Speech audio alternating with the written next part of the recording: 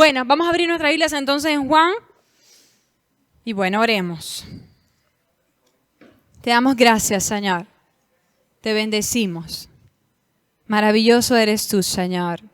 Gracias por esta oportunidad de reunirnos en tu nombre una vez más, de abrir tu palabra, de escuchar a tu Espíritu Santo, que nos habla a través de ella, que nos hace entender, que nos da claridad, entendimiento, Señor, que escudriña tu corazón y nos dice a nosotros lo que hay en él y escudriña el nuestro y nos muestra lo que hay dentro de nosotros. Cuando vamos a tu palabra es como espejo para nosotros, Señor. Gracias porque la tenemos a la mano, porque la tenemos aquí, Señor, al alcance de nuestra mano, cerca de nuestros corazones para acudir a ella cuando necesitamos escuchar tu voz. Hoy una vez más, Señor, acudimos a ella porque anhelamos conocerte, anhelamos escuchar tu voz, anhelamos conocer tu consejo.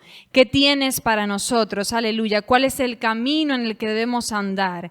Gracias por ella que es lámpara, Señor.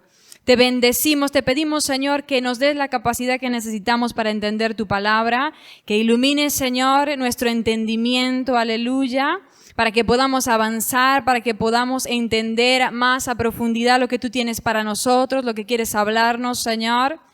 Te pedimos que en esta hora nada nos distraiga, nada robe nuestra atención, nada pueda tergiversar el mensaje que tú quieres comunicar, Señor, y que esto quede sembrado en nuestros corazones, escrito como con cincel en piedra, que no se borre y que más adelante, dadas las circunstancias y el momento cuando necesitemos estas palabras, Señor, tu Espíritu Santo pueda sacar del buen depósito que un día colocamos en nuestros corazones escuchando tu palabra, Señor. Te bendecimos en el nombre de Jesús y te damos gracias, Señor. Amén. Ok, entonces vamos a abrir nuestras Biblias en Juan, continuamos.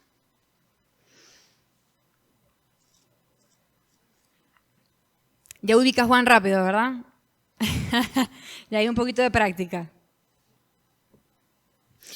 Ok, hasta ahora, entonces, hemos estado en el capítulo 1 y hablamos de el verbo hecho carne, hablamos de testimonio de Juan el Bautista, ¿verdad? Y hoy vamos a comenzar con el tercer subtítulo que se titula El Cordero de Dios, ¿correcto? Esto es el versículo 29. ¿Estamos todos ubicados? Terminamos el versículo 28 la semana pasada. Hoy vamos a comenzar con el versículo 29. Probablemente hoy hablemos de estos dos subtítulos, el Cordero de Dios y los primeros discípulos, y dejemos para la semana que viene Jesús llama a Felipe y a Natanael. Ok, vamos a leer entonces desde el versículo 29 hasta el 34, esta sección primero, y luego la estudiamos. Dice: el siguiente día vio Juan a Jesús que venía a él y dijo: he aquí el Cordero de Dios que quita el pecado del mundo. Este es aquel de quien yo dije: después de mí viene un varón, el cual es antes de mí, porque era primero que yo. Y yo no le conocía, mas para que fuese manifestado a Israel, por esto vine yo bautizando con agua. También dio Juan testimonio, diciendo: vi al Espíritu que descendía del cielo como paloma y permaneció sobre él.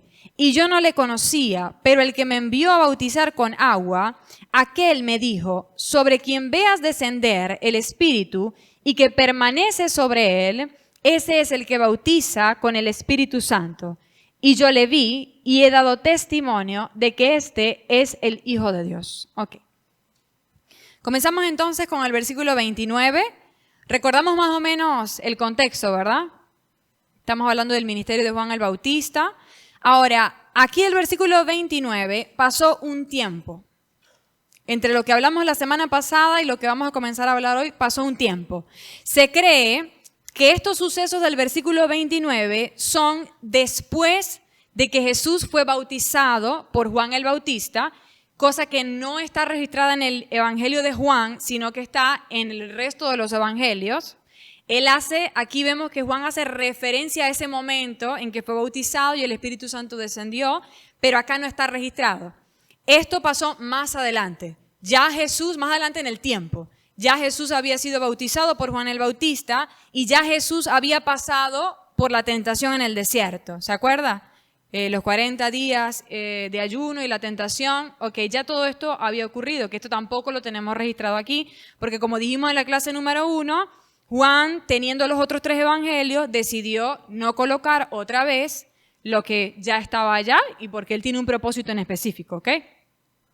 Entonces esto ocurrió ya después del bautismo de Jesús y ya después de la tentación en el desierto. Entonces regresa Jesús, dice, el día siguiente vio Juan a Jesús que venía a él. Vio Juan a Jesús que venía a él. Esto me encanta. Esta es la esencia de Jesús. Usted siempre va a ver al Señor viniendo a nosotros. Tremendo, ¿no?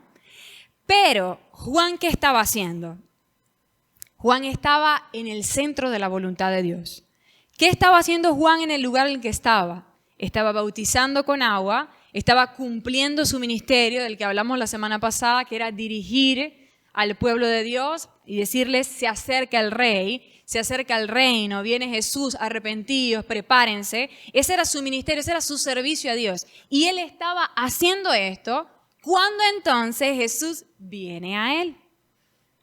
Esto es una buena enseñanza para nosotros. ¿Por qué? Y para que tú se lo enseñes a la gente que de repente no conoce al Señor. Porque pasa que muchos de nosotros en el Evangelio y también los que no conocen al Señor dicen, bueno, pero es que no sé dónde está el Señor, no lo experimento, no sé si es verdad, si es mentira. Mira, esto te da una promesa del Señor. Si tú estás haciendo lo que tienes que hacer, Jesús va a venir a ti. ¿Lo entendió? Si tú estás haciendo lo que tienes que hacer, que es mirándolo a Él, estando en el centro de su voluntad, haciendo lo que Él te ha mandado a hacer, entonces sí o sí, Él se va a manifestar a tu vida. A veces nosotros decimos, tenemos tiempo en el Evangelio y escuchamos a otros que tienen testimonio, no, cómo sintieron la presencia del Señor y nos comparamos y decimos, no, pero es que yo no siento eso. No, de que a mí no me pasa eso. Eso de que Dios me habla audiblemente o sentir la voz de Dios o sentir algo físicamente, nada de eso me pasa. ¿Por qué? Tranquilo. Si tú estás en la voluntad del Señor, si tú estás haciendo lo que tienes que hacer, llegado el momento, el Señor te permitirá experimentar todas esas cosas porque su voluntad es siempre venir a ti. Ese es el corazón de Dios. Dijimos que la gracia es la inclinación de Dios hacia nosotros. Dios está inclinado por naturaleza a ti. Él quiere acercarse a ti, así que Él va a venir a ti. Amén. Entonces, el siguiente día vio Juan a Jesús que venía a él y dijo, he aquí el Cordero de Dios que quita el pecado del mundo. Tremendo. Él ve a Jesús y ante sus seguidores, que seguramente estaban allí, y ante la gente, los discípulos que estaban allí de Juan y las personas, entonces él presenta a Jesús y elige ciertas palabras para presentarlo. He aquí el Cordero de Dios. Mire, Juan pudo decir muchas cosas de Jesús, ¿verdad? Pudo decir, he aquí un gran maestro. Pudo decir, he aquí el profeta. Dijimos la semana pasada que era el profeta del que habló Moisés. He aquí el profeta. He aquí un ejemplo que seguir. He aquí un hombre justo. ¿Cuántas cosas? He aquí un hombre que echa fuera demonios, que hace prodigios, que hace milagros.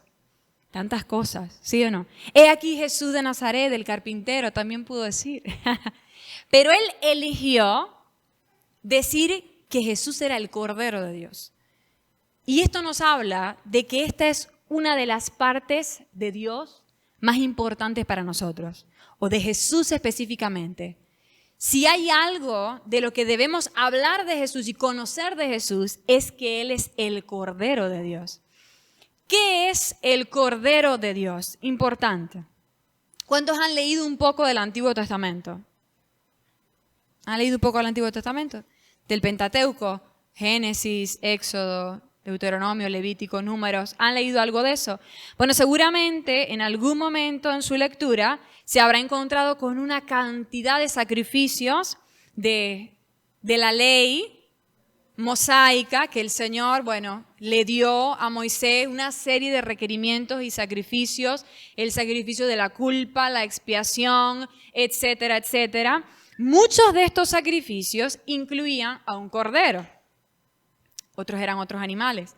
Pero primero tiene que saber que todo el sacrificio, todo este orden del sacerdocio del Antiguo Testamento era una sombra de lo que había de venir en Jesús. Toda la Biblia expresa y manifiesta a Jesús. No hay manera de negar a Jesús como Dios, porque desde que tú abres el Génesis habla de Dios, hasta que tú cierras la Biblia en el Apocalipsis, todo habla de Jesús. Jesús específicamente. No estoy hablando ahorita de Dios Padre, ni estoy hablando del Espíritu Santo, estoy hablando de Jesús. Toda la Biblia manifiesta quién es Jesús, porque la Biblia dice, en Jesús está la preeminencia, porque nosotros tenemos salvación en Él. Ahora, en el Antiguo Testamento, entonces usted va a ver una serie de sacrificios y usted dirá, uy, hay gente que dice, qué religión tan sangrienta, qué cosa tan terrible. Cuando usted se acerque a estos libros y usted diga, ¿qué es esto? Recuerde que eso era simplemente una sombra de Jesús. Ese tipo de sacrificios ya no tiene cabida en nuestras vidas ni en nuestro ministerio en el Señor, porque ya Jesús cumplió todo aquello. ¿Ok? Jesús fue el Cordero perfecto que presentó el sacrificio completo al Señor y pagó y cubrió y expió todo nuestro pecado. ¿Ok? Entonces, si usted estudia, por ejemplo, vamos a ver algunos ejemplos. En el Antiguo Testamento nos vamos a encontrar, por ejemplo, con el Cordero de la Pascua. ¿Se acuerda? Cuando el pueblo del Señor, Israel, es liberado de Egipto, salen de la esclavitud egipcia, entonces el Señor les manda que celebren una fiesta que se llamaba la Pascua. Que bueno, Dios nos dé la oportunidad en algún momento de desarrollar bien esto porque bueno, es demasiado que hablar. Pero era una fiesta, ¿verdad?, en la que ellos simplemente celebraban su liberación. Lo que Dios había hecho por ellos sacándolos de Egipto. Pero en esa fiesta, una de las cosas que hacían era sacrificar un cordero por familia y comerlo. ¿Ves? Este cordero era un símbolo o una forma de Jesús. Así como Israel fue liberado del yugo de la esclavitud egipcia, nosotros, a través del sacrificio de Jesús, fuimos liberados del yugo de la esclavitud del mundo y del pecado. Egipto siempre es un símbolo del mundo y del pecado. ¿Vio? Era una figura, una sombra de lo que había de venir, que es Jesús. También en el Cordero de la Pascua vemos, no sé si usted se acuerda, que con la sangre de ese cordero se pintaban los postes de las puertas, ¿se acuerda? Y esa sangre hizo que el ángel de la muerte pasara por encima de esas casas y no tocara a los hijos primeros de Israel, ¿se acuerda? Esto es símbolo de protección del cuidado de Dios, de que la muerte ya no tiene autoridad sobre nuestras vidas. Escuche esto es importante. La muerte ya no tiene autoridad sobre nuestras vidas en el sacrificio de Jesús y por su sangre, ¿vio? Hubo victoria sobre la muerte y Él trajo la vida. Importante aquel que está luchando con una enfermedad, importante aquel que lucha con pensamientos suicidas, con pensamientos de muerte, aquel que tiene miedo de un accidente, etcétera. El diablo utiliza todas estas cosas para atormentarnos y desviarnos del propósito de Dios. Escucha, Israel pintó las postes de su casa con la sangre del cordero y el ángel de la muerte pasó por encima de ellos, no los pudo tocar. Igualmente hoy, tú estás hoy cubierto por la sangre del cordero perfecto, que fue Jesús. Entonces el ángel de la muerte no tiene autoridad sobre ti. La muerte para nosotros es graduación. ¿Usted sabía eso? Pablo decía que no sabía qué era mejor para él, si morir, irse con el Señor o seguir en la tierra. Y al final dijo, bueno, por ahora para mí es mejor seguir en la tierra por causa de ustedes. O sea, por causa de sus discípulos. Porque él los iba a beneficiar, su vida los iba a beneficiar a ellos. Pero para Pablo era mejor irse a la presencia del Señor. Y eso era la muerte, él tenía que morir. ¿Vio? Para nosotros la muerte es graduación, para nosotros la muerte es la liberación de este cuerpo de muerte, ir a la presencia del Señor, a descansar en el Señor. Entonces, miedo a la muerte, no debemos tener miedo a la muerte. ¿Amén? Ok, otro ejemplo, una nota, por ahí leí esto y se lo quería decir, dice, la hora de la muerte de Jesús en la cruz corresponde a la misma hora cuando se llevaba a cabo el sacrificio de la tarde en el templo. Tremendo. Yo no sabía eso, hermano. ¿Usted sabía eso? O sea, que cuando Jesús entregó el Espíritu, fue exactamente a la misma hora en la que en el sacerdocio levítico se hacía el sacrificio de la tarde, el sacrificio que cubría los pecados, porque diariamente se ofrecían, y uno de los animales que se ofrecía era el cordero, en la mañana y en la tarde para cubrir el pecado del pueblo. ¿Vio? Los sacerdotes, el sumo sacerdote en aquel tiempo. Ahora Jesús muere exactamente a esa hora para decirnos el pecado de la mañana y la tarde y todo el pecado del mundo, Dios Juan el Bautista, lo cubrí. Lo he llevado. ¿Amén? Tremendo. Ok. Otro ejemplo, por ejemplo, aquí podemos hablar no solo de cordero, sino de todo sacrificio hecho en el Antiguo Testamento. Todos simbolizan a Jesús. Está el primero que vemos, que es interesante, allá en el jardín del Edén. ¿Se acuerda? Los hombres, al ver su desnudez, es decir, su condición de pecado, de que habían caído de la gloria de Dios, dice la palabra que ellos se cubren con hojas. ¿Se acuerda? Se cubren con hojas y cuando el Señor los llama, ellos vienen a la presencia del Señor. Bueno, no querían venir, ¿verdad? Pero el Señor los ve con las hojas y dice la palabra que el Señor toma pieles de animales y los viste. Tremendo. Para que el Señor tomara pieles, tuvo que haber un sacrificio, ¿correcto? Ese fue el primer sacrificio que vemos de animal en la Biblia. ¿Y para qué hizo el Señor eso? Para decirnos, tu intento de cubrir el pecado, porque fíjese que el hombre intentó cubrir su pecado, pero no lo logró. Tu intento de cubrir el pecado es insuficiente. Tu intento de vivir una vida justa es insuficiente, pero tranquilo, porque yo voy a sacrificar, o he sacrificado, porque Pedro dijo que ese sacrificio se hizo antes de la fundación del mundo, el de Jesús. Ya he sacrificado un cordero perfecto que va entonces a cubrir tu pecado, ¿vio? Que realmente lo va a llevar, ¿vio? Esfuerzo de nosotros, nulo cualquiera. Esfuerzo de dejar el pecado, esfuerzo nulos. Tenemos que depender del sacrificio de Jesús y del poder del Espíritu Santo en nuestras vidas. Amén. Ok. Otro ejemplo es el cordero que Dios le proveería a Abraham como sustituto de Isaac. ¿Se acuerdan? Ese es otro tremendo ejemplo. ¿Se acuerda de aquella ocasión en la que, el Señor le pidió a Abraham, Isaac, su hijo, en sacrificio, y Abraham obedeció y se preparó?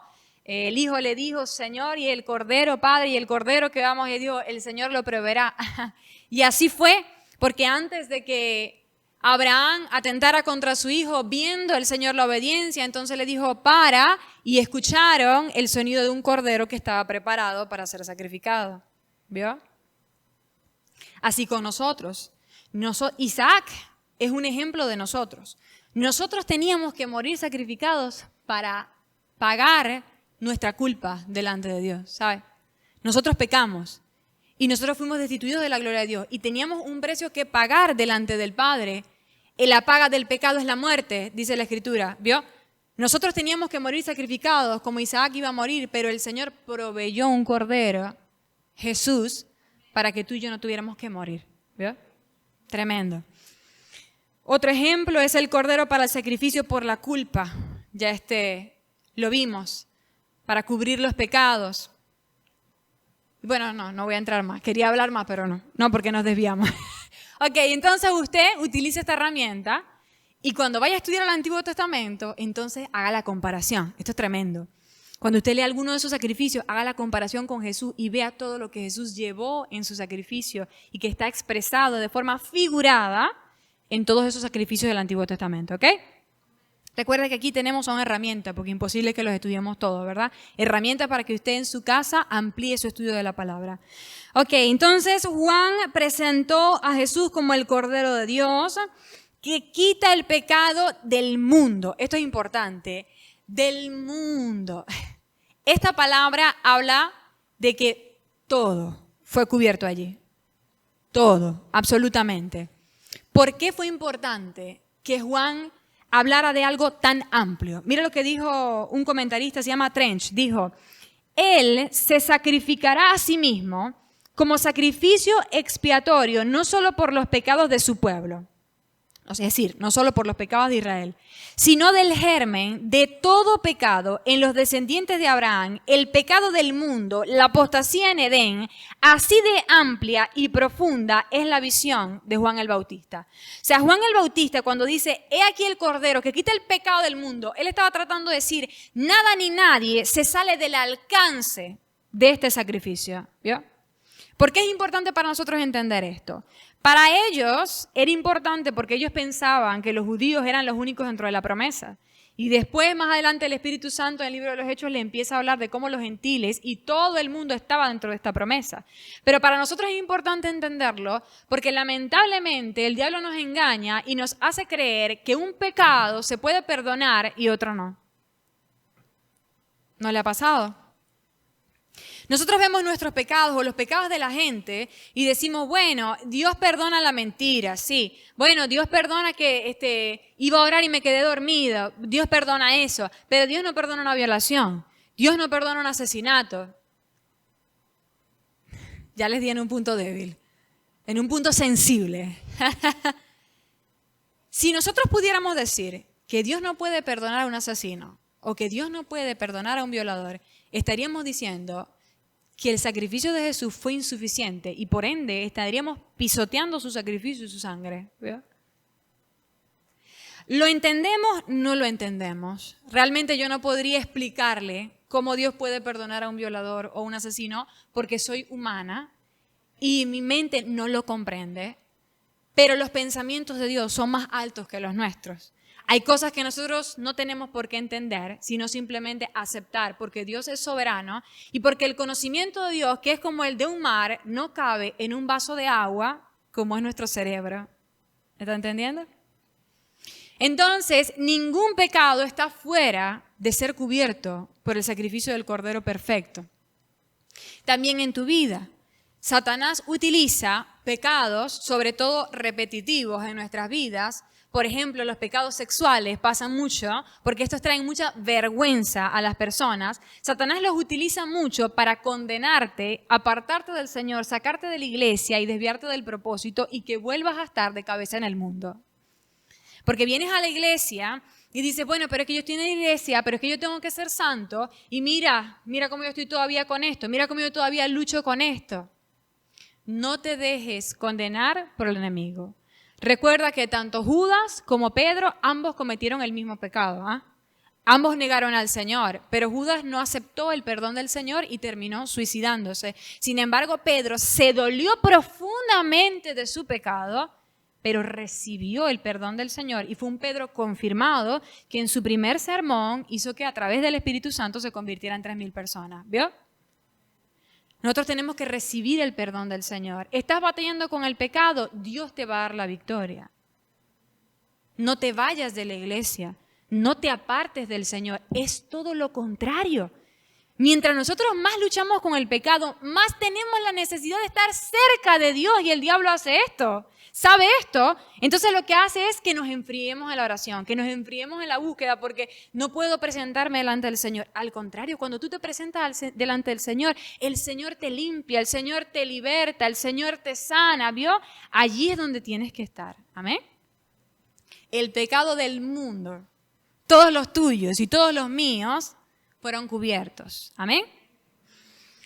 Ok, sigue diciendo el versículo 30.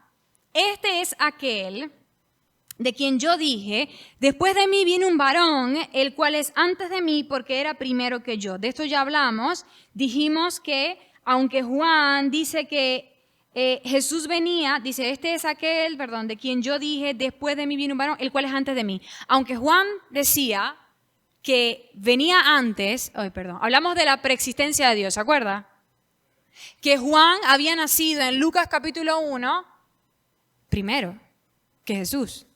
O sea, que él era antes. O sea, que él era mayor. Pero cuando Juan nos dice esto, nos está hablando de que Jesús ya estaba, ya existía, aunque no había nacido de María. ¿Ok? De eso hablamos mucho ya, ¿verdad? Avancemos. Entonces, aquí algo importante. Juan identifica a Jesús como un varón. Esto es importante. ¿Por qué? Y es que la palabra en el griego habla específicamente de la virilidad o sea, del hombre, no del género humano en general. Entonces, ¿por qué Juan el Bautista hace este énfasis en la virilidad o en que Jesús era hombre? ¿Sabe por qué? Porque el Padre quería en su plan expresar que Jesús con nosotros tendría una relación de matrimonio, de hombre y mujer. ¿Sí me está entendiendo? No es que Dios sea hombre en el sentido de que tenga un órgano sexual masculino. Es que el Señor quería expresarnos en Jesús que su relación con nosotros es como de marido y mujer, es como de matrimonio. Por eso es que dice, por ejemplo, en la Biblia, que nosotros somos la iglesia y que celebraremos las bodas del Cordero, que nos vamos a desposar con Él para la eternidad, ¿vio? Y allí usted puede utilizar para estudiar. Si usted conoce un matrimonio, tiene su matrimonio, ¿cómo debería ser la relación con Jesús? La relación de intimidad, la relación de comunicación. Un matrimonio sin comunicación no funciona, ¿correcto? Nuestra relación con Jesús sin comunicación no funciona. ¿Ves? ¿Está entendiendo? Así usted puede relacionar. Haga el estudio. Y también, ¿cómo me trata Jesús a mí? ¿Cómo debería yo tratar a mi esposo o a mi esposa? ¿Vio? Por ejemplo, el Señor Jesús habla a los hombres y les dice cómo deben tratar a la mujer, ¿verdad? Y les dice cómo Cristo se sacrificó a sí mismo por su iglesia, ¿vio? Esto debería ser el trabajo del hombre, proteger, estar allí para proveer, en fin. Todo esto usted lo puede estudiar en comparación con nuestra relación con el Señor. Por eso es que podemos estudiar el libro de los Cantares. Entramos en los Cantares y se dice que Salomón se lo escribió a una mujer, ¿verdad? Y entonces los jóvenes lo utilizan para sus relaciones y para los noviazgos. Ay, hermano, eso es tan humano, tan de este mundo. El Señor, si lo deja aquí, es porque hablaba de algo más elevado, algo más espiritual, ¿verdad? Allí el Señor estaba hablando de la iglesia con Él. Y esto es tremendo. Usted lea el libro de los Cantares y va a ver ese nivel de intimidad, que es el mismo nivel de intimidad que el Señor anhela con nosotros. Amén. Estúdialo entonces. Bueno, tiene tarea, ¿verdad? El Antiguo Testamento, Cantares, bueno, no todo de un solo tiro, poco a poco. Ok, dice el versículo 31, a ver si no me salto nada. Vamos a leer, el 31 dice, y yo no le conocía, mas para que fuese manifestado Israel, por esto vine yo bautizando con agua. Leemos el 32. También dio Juan testimonio diciendo, vi al Espíritu que descendía del cielo como paloma y permaneció sobre él. El 33 dice, y yo no le conocía nuevamente, ¿vio? El 31 dice, y yo no le conocía. Y el 33 vuelve a repetir, y yo no le conocía. Pero el que me envió a bautizar con agua, aquel me dijo, sobre quien veas descender el Espíritu y que permanece sobre él, ese es el que bautiza con el Espíritu Santo. Ok, aquí hay bastantes cosas que decir. Número 1. Así como Juan dice que no le conocía antes de este evento, el cual hace referencia cuando vio al Espíritu que descendía sobre Jesús, también nosotros tuvimos un tiempo en el que no le conocíamos, ¿correcto? Ahora, Juan dice, yo no le conocía, pero luego habla de todo esto que el Padre le permitió vivir a Juan, es decir, Juan vio en forma corporal al Espíritu Santo que descendía sobre Jesús y permanecía, y la voz del Señor que le dijo, a quien veas que el Espíritu desciende y permanece sobre él, ese es Jesús. ¿Qué estaba haciendo el Padre? El Padre le estaba presentando a Jesús. El Padre estaba permitiendo que Juan conociera a Jesús.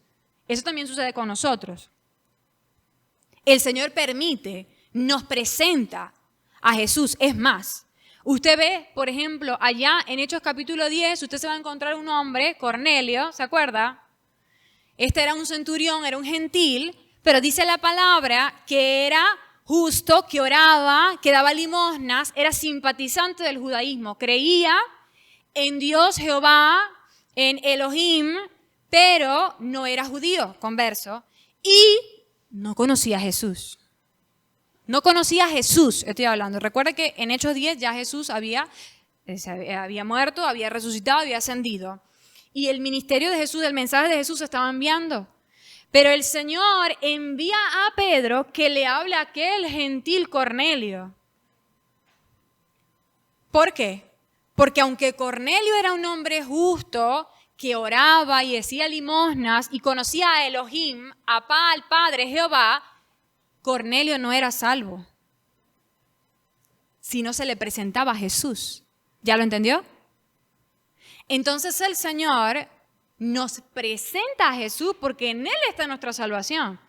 He aquí el problema de muchas sectas que dicen, y personas también, que dicen conocer al Señor, que son justos, que oran. Yo no te quito nada de eso, Cornelio también lo hacía, pero lo que sí te digo es que el Señor te está mandando Pedros para que te presenten a Jesús. ¿Ya vio?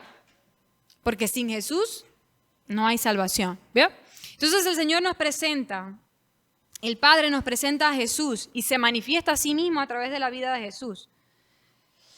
Entonces Juan decía que no le conocía, pero después que vio todo esto y que el Padre le presentó a Jesús, entonces él empezó a dar testimonio. ¿Vio? Empezó a dar testimonio de lo que había visto y de que ese era Jesús, el Hijo de Dios y el Cordero de Dios. Cuando el Señor nos presenta a Jesús, y ahora podemos decir, ahora le conozco, entonces empieza a correr el tiempo para nosotros para empezar a dar testimonio, para empezar a decirle a otros, he aquí lo que vi, he aquí lo que yo he conocido y lo que yo he experimentado. Fíjese que Juan pudo decir, yo le vi. Usted lo leyó conmigo, ¿verdad? ¿Cuál es el versículo? Y el Espíritu Santo, vi primero el Espíritu Santo que descendía sobre paloma, yo no le conocía. Ok, el 34 dice, y yo le vi a Jesús. El 34 dice, yo le vi. Y entonces, por ende, por esta razón, porque yo le vi, he dado testimonio, y vimos lo importante que es el testimonio, ¿correcto? No es decir cualquier cosa, es ser partidario y estar detrás de lo que digo y ser responsable por lo que estoy diciendo. He dado testimonio, lo que estoy diciendo es en serio, decía Juan el Bautista, este es el Hijo de Dios. ¿Vio? ¿Pero por qué? ¿Por qué tuvo tanto poder y tanta seguridad para compartir a Jesús? Porque Él le vio primero. ¿Vio? Para que nuestro testimonio tenga poder ante las otras personas, a veces queremos, ¿verdad?, que nuestra familia se convierta, que nuestro amigo se convierta y pues allí medio hablamos, medio compartimos y parece que las cosas no suceden, parece que no pasa nada. Ahí hay muchas cosas de las que hablar, ¿verdad? El tiempo de Dios, la voluntad de Dios, en fin, pero una de las cosas que puede suceder es que nosotros necesitemos conocerle más y tener un fondo más poderoso para dar testimonio, ¿vio? Por eso es que tu testimonio, hermano, es decir, lo que Dios ha hecho en tu vida es tu mensaje del evangelio más poderoso. ¿Lo sabías? A veces decimos, ¿cómo predico? No es que yo no conozco la Biblia, yo no sé cómo Rebeca, yo tengo una persona, la compañera de trabajo y no sé cómo hablarle de Jesús. Quisiera, pero me da miedo porque yo no conozco la Biblia. Háblale de tu testimonio. En tus palabras, dile lo que Jesús hizo en tu vida.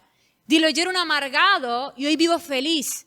Dile, yo no había perdonado a mis padres, yo los odiaba, no los podía ver. Hoy voy para su casa, me siento con ellos, soy feliz. Hoy le puedo decir, papi, hoy puedo... Cualquiera que sea tu testimonio, cualquiera que tú puedas compartir, el Señor me sacó de los vicios, el Señor me sacó de la impureza sexual, yo tuve no sé cuántas amantes, yo era alcohólico, y Dios hizo, Jesús, cuando lo conocí, mi vida cambió. Ese es el testimonio que va a marcar la vida de la gente. Así de sencillo. Mire, mi esposo es un testimonio de esto. Cuando yo lo escuchaba predicar, mal mío, por supuesto, perfeccionista, el Señor me está libertando de esto, crítica, que soy, señaladora, rápida para juzgar. Entonces decía, esta es la forma en la que él predica. Pero muchos se convirtieron por la forma en la que él predicaba. ¿Sabe cómo predicaba él? Así de sencillo.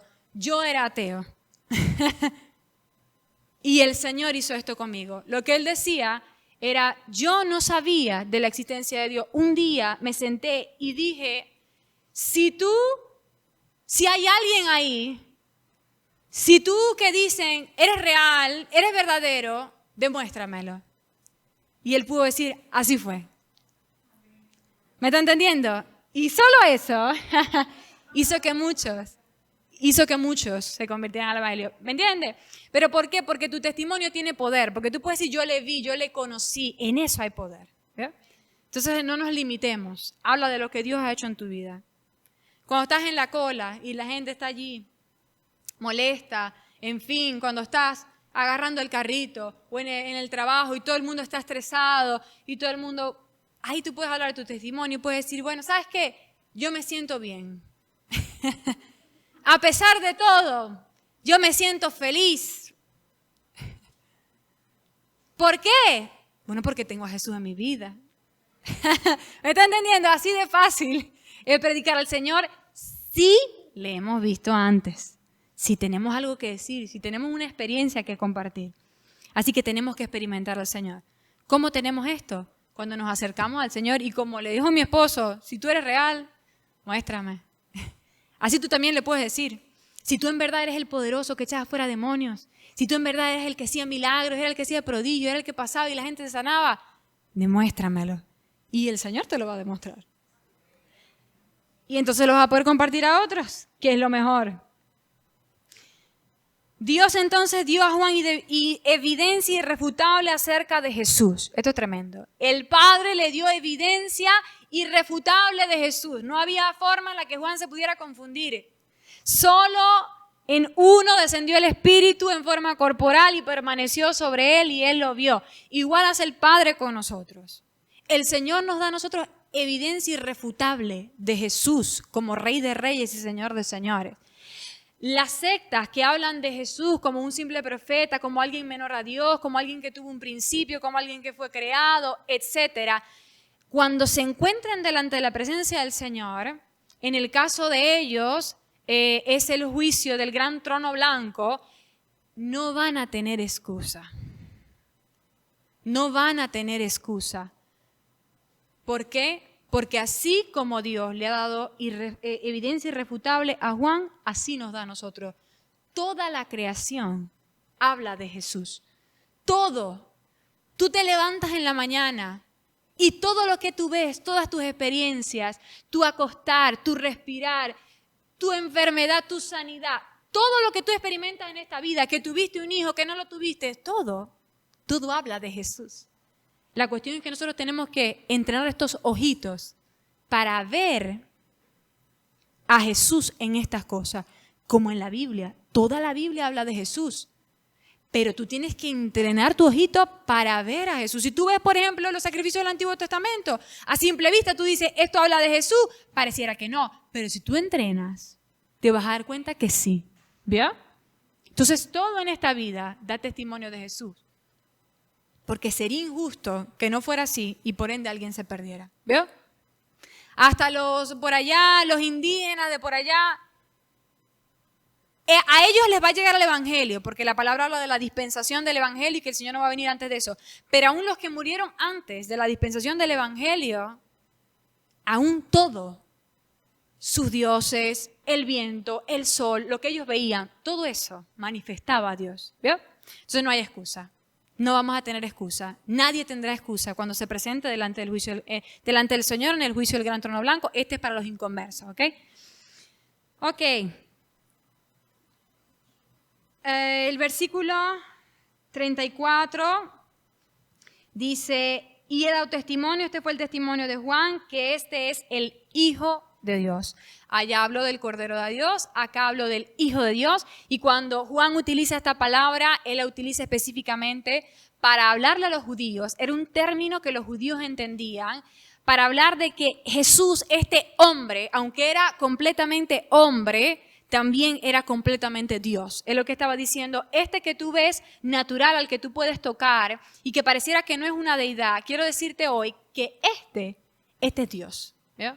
Ahí está hablando de la igualdad del Padre con Jesús. Era un término, también la palabra el Hijo del Hombre, era un término que los judíos entendían para hablar de una semejanza igual. No era hablar de una persona diferente. Si alguien decía ser hijo de Dios, se estaba igualando a Dios. Se estaba colocando en el mismo nivel que Dios. Por eso es que los judíos se enfurecían cuando Jesús hablaba de que Él era el Hijo de Dios. Para ellos esto era blasfemia, porque era colocarse al mismo nivel de Dios, pero lo que no sabían es que Jesús estaba hablando la verdad y Él sí estaba al mismo nivel de Dios, por ende no era blasfemia. ¿Veo? Ok. ¿Qué hora es? Ajá, estamos bien. Sí, terminamos. Dice, los primeros discípulos. El siguiente día, otra vez, estaba Juan y 2 de sus discípulos, y mirando a Jesús, que andaba por allí, fíjese, Jesús siempre está por allí, tremendo, siempre está por allí cerca de ti, cerca de nosotros. Mirando a Jesús que andaba por allí, dijo, he aquí el Cordero de Dios, nuevamente. Le oyeron hablar los 2 discípulos y siguieron a Jesús. Y volviéndose Jesús y viendo que le seguían, le dijo, ¿qué buscáis? Ellos le dijeron, Rabí, que traducido es maestro, ¿dónde moras? Le dijo, venid y ved. Fueron y vieron dónde moraba y se quedaron con él aquel día porque era como la hora 10. Andrés, hermano de Simón Pedro, era uno de los 2 que habían oído a Juan y habían seguido a Jesús. Este halló primero a su hermano Simón y le dijo, hemos hallado al Mesías, que traducido es el Cristo. Y le trajo a Jesús. Y mirándole Jesús dijo, tú eres Simón, hijo de Jonás, tú serás llamado Cefas, que quiere decir Pedro. Ok, el versículo 35 dice entonces, el siguiente día otra vez estaba Juan y 2 de sus discípulos. Ok, 2 de sus discípulos. ¿Quiénes eran estos discípulos? El versículo 40 nos dice que uno era Andrés. El versículo 40 que acabamos de leer nos dice que uno de esos 2 discípulos era Andrés. El otro discípulo, la mayoría de los estudiosos y los comentaristas concuerdan en que lo más probable es que fuera Juan. Juan el evangelista, el que escribió este evangelio que estamos leyendo. ¿Por qué? Bueno, 2 cosas para decir que era Juan. Número 1, porque se sustrae el nombre a propósito. Fíjese que se nos dice que el otro discípulo era Andrés, ¿vio? Pero del otro discípulo solo se menciona como el otro discípulo. Y vimos ya, creo que en nuestra primera clase, que Juan el evangelista decidió sustraer su nombre y nunca colocarlo en el evangelio. ¿Por qué? Bueno, quién sabe, pero yo veo allí un reflejo de humildad. Hay mucho que hablar. Él más adelante se refiere como el discípulo al que Jesús amaba. Es lo más que dijo de él, que ni siquiera estaba hablando de él, estaba hablando de Jesús, ¿ok? Entonces, eso número 1 y número 2, porque el relato parece ser de un testigo ocular, o sea, de alguien que estuvo muy cerca, porque hasta las horas se mencionan. Más adelante dice, era como la hora 10 del día. Esto es algo que alguien recordaría si estuvo allí, si fue un personaje principal en la historia, ¿vio? Entonces, probablemente fue Juan el evangelista, el otro discípulo de los 2 que estaban allí. Ok, dice, y mirando a Jesús, entonces estaba Juan con 2 de sus discípulos, mirando a Jesús que andaba por allí, dijo, he aquí el Cordero de Dios. Están 2 de sus discípulos y entonces Juan, cumpliendo su ministerio, los dirige a Jesús y les dice, este es el Cordero de Dios, o sea, este es al que deben seguir. Su ministerio es exitoso y dice el versículo 37, le oyeron hablar los 2 discípulos y siguieron a Jesús. Ok, esto es tremendo. Nosotros podríamos decir que Juan humanamente estaba perdiendo algo, ¿verdad? Juan el Bautista. Porque cuando dice que los 2 discípulos siguieron a Jesús, no nos está hablando de algo temporal o momentáneo. Seguir era lo que hacía, y fíjese que más adelante lo llaman rabí, maestro, ¿vio? O sea, está hablando de que ya no iban a ser los discípulos de Juan, sino que se transformaban en discípulos de Jesús. Y usted diría, esto le debió haber dolido a Juan, ¿verdad? Perder 2 de sus discípulos en los que él había invertido tiempo, qué sé yo, pero no vemos a Juan triste. Esto es tremendo. No lo vemos triste. No vemos que Juan considere que fue una pérdida que Andrés y Juan se hayan ido a seguir a Jesús. Al contrario, esto hablaba del éxito del ministerio de Juan. Juan había venido a dirigir a los hombres a Jesús y eso se estaba cumpliendo, ¿vio? Entonces, más que tristeza, alegría debió sentir Juan. Lo mismo sucede con nosotros. En ocasiones, cuando partes de nosotros empiezan a seguir a Jesús, en lo externo eso pareciera una pérdida, pero no es una pérdida, es una ganancia espiritual. Te voy a poner un ejemplo muy sencillo. Cuando Zoe duerme en los mediodías, en la tarde, o sea, a la hora del almuerzo, yo utilizaba ese tiempo para ver un dorama, para ver la televisión, para ver una serie, porque era mi tiempo de relajarme. Pero se me hizo imposible de una u otra manera orar a otra hora, es decir, en la noche o en la mañana. Era el único momento y dije, nada, se me acabó la televisión, porque tampoco es que pudiera ver televisión en la mañana o en la noche, tampoco puedo. Si no puedo orar, tampoco puedo ver televisión. Entonces, nada, me dolí y el Espíritu Santo me dijo, alégrate si lo que estás haciendo es entregar algo en sacrificio al Señor, ¿no te parece un privilegio? ¿Ya? Y cuando yo entendí esto, dije, gracias, Señor. No es que usted tenga que dejar de ver televisión, atención, escúcheme, por favor. Es una palabra específica de Dios para mí, ¿vio? Fue algo específico en este momento del tiempo para mí. Pareciera que yo perdí algo al seguir un poco más al Señor para tener ese tiempo de oración o de comunión con Dios. Perdí mi tiempo de descansar, perdí mi tiempo de relajarme, de ver mi serie, etcétera. Pero yo no lo veo como una pérdida ahora, después de que el Espíritu Santo me lo explicó. Ahora lo veo como una ganancia, ¿vio? Entonces, cuando nosotros empezamos a perder cosas en nuestras vidas, por causa del Señor, siempre es ganancia.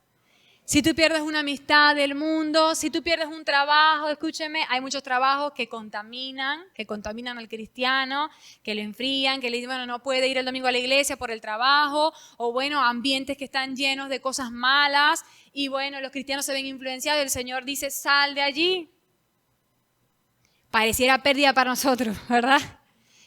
Pero es ganancia eterna, ¿vio? Esto lo entendió Juan, no es pérdida para mí que estos discípulos se vayan, es ganancia. Estoy cumpliendo mi ministerio, estoy siendo exitoso en esta vida. Nosotros estamos alcanzando el éxito cuando más de nosotros está siguiendo al Señor y menos a nosotros mismos, al ego y al mundo. ¿Amén? Ok, a ver si no se me olvida algo. Cuando Juan dice que vieron, dice, y mirando a Jesús, que él lo miró, esa palabra es tremenda porque en el griego habla de una mirada minuciosa. Minuciosa. Hemos hablado bastante de esto. ¿Se acuerda? Allá en las primeras partes, cuando Juan el Evangelista dijo, y vimos su gloria como el unigénito de Dios, está la misma palabra. Ver con cuidado, atentamente, estudiar. El testimonio de Juan fue efectivo porque él vio y estudió minuciosamente al Señor y mirándolo entonces pudo decirle a los dos discípulos, síganlo. Y eso fue efectivo. ¿Veo? Ok, el versículo siguiente, estábamos en el 37, lo oyeron hablar los discípulos y siguieron a Jesús. Y volviéndose Jesús y viendo que le seguían, les dijo, ¿qué buscáis?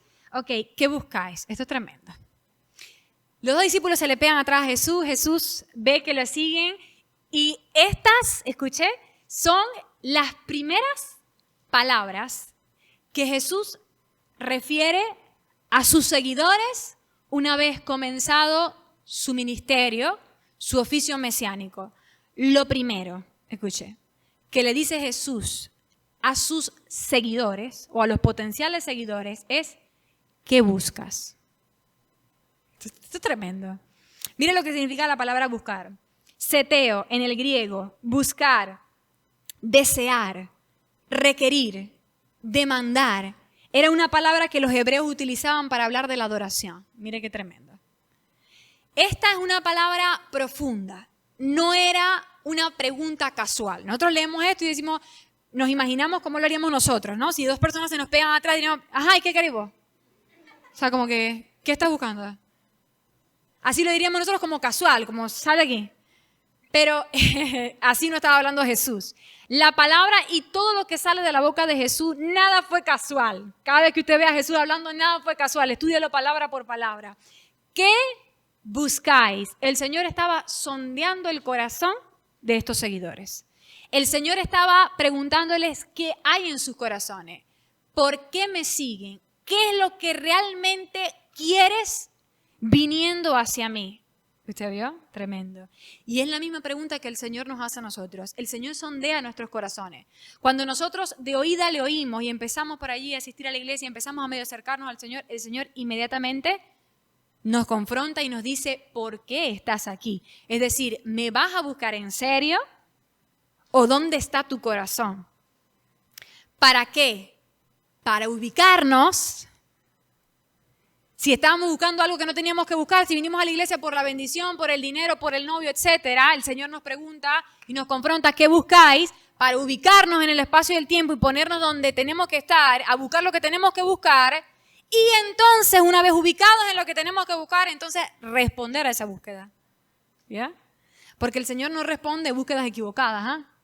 Si tú estás buscando el novio, el dinero, la fama, el poder, el Señor no responde esas búsquedas. Si tú lo obtienes por tu capacidad, por tu poder, por tu diligencia, etcétera, pero esa no es la bendición de Dios, ¿entiendes? El Señor responde la búsqueda correcta cuando nosotros estamos buscando lo que tenemos que buscar, que es a Él. Amén. Y su honra en el resto de nuestras vidas, en tu trabajo, en tu matrimonio, honrarle a Él, hacerlo justo por su causa. Amén. Entonces sí, sondea nuestros corazones para ver en qué estamos y entonces ubicarnos donde tenemos que estar y poder responder a nuestra búsqueda. Amén. Ok, el versículo, sigue diciendo que buscáis. Ellos le dijeron, Rabí, inmediatamente le dijeron, bueno, ¿qué buscamos? Queremos ser tus discípulos. Maestro tremendo, aleluya. Que el mismo podamos responder nosotros.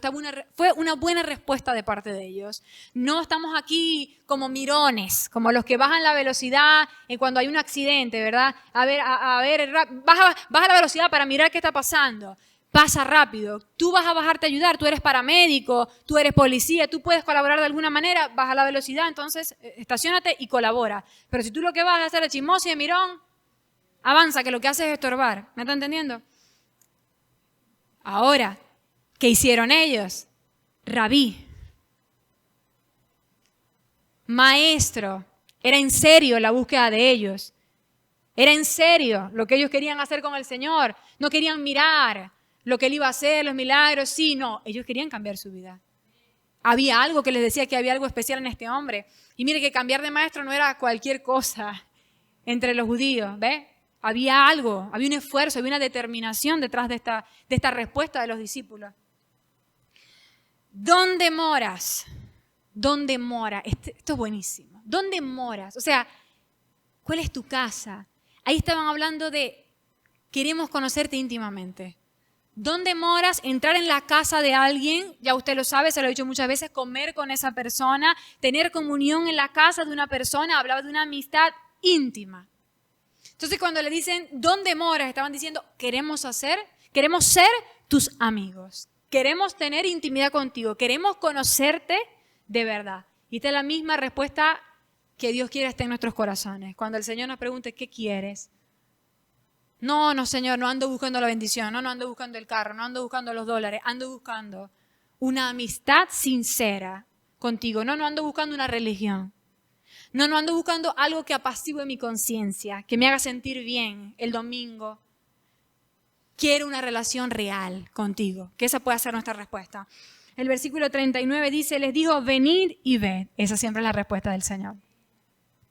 El Señor no los zapateó ni los echó para allá. No, sigan con su maestro Juan. Les dijo, venid y ved. Tremendo. Acérquense, observen, experimenten. La palabra en la Biblia, en el Nuevo Testamento, cuando dice conocer, es ginosco y es conocer por experiencia, o sea, porque lo estoy viendo, porque lo puedo palpar, porque lo puedo experimentar por mí mismo. Esto es lo que el Señor estaba diciendo. Vengan y experiméntenlo por sí mismos, no por lo que alguien te dijo. Atención, todo lo que tú escuchas aquí, qué bueno que lo estás escuchando, pero ese no puede ser el fundamento de tu fe. El fundamento de tu fe tiene que ser que tú tomes esto y lo vayas a vivir y le digas, Señor, yo quiero experimentar. Cuando hablamos del poder del Espíritu, que no se quede en letra. Yo quiero experimentar el poder del Espíritu. Cuando hablamos de lo que hizo Jesús, yo quiero experimentar ese perdón de pecado de Jesús, esa libertad de la culpabilidad. Yo lo quiero vivir. Eso es lo que el Señor quiere. Una relación de experiencia personal. Amén. No es a través de nadie, a través de un pastor, a través de un maestro, a través de la televisión, a través de Yesenia Ten, que la veo en YouTube y por eso soy cristiana. El único mediador es Jesús, ¿correcto? Así que no hay para dónde agarrar. Venid y ved.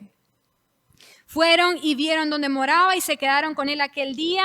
Ay, qué bonito, ¿verdad? Ya aquí se asentó la relación, se quedaron. Porque era como la hora 10:00, que nosotros siempre nos podamos quedar porque es la hora 10:00, porque es tarde en la noche. ¿Me está entendiendo? Porque la venida del Señor está cerca. Y mientras la venida del Señor se acerque más, los días van a ser más oscuros y difíciles. En esos momentos son en los que nosotros tenemos que decir, no solamente venimos a ver, sino que posamos. Nos quedamos y permanecemos aquí porque no hay para dónde agarrar. Luego dice el versículo 40, Andrés, hermano de Simón Pedro, era uno de los dos que habían oído a Juan y habían seguido a Jesús. A ver qué hora es, estamos tarde, ¿verdad? Ya vamos a terminar.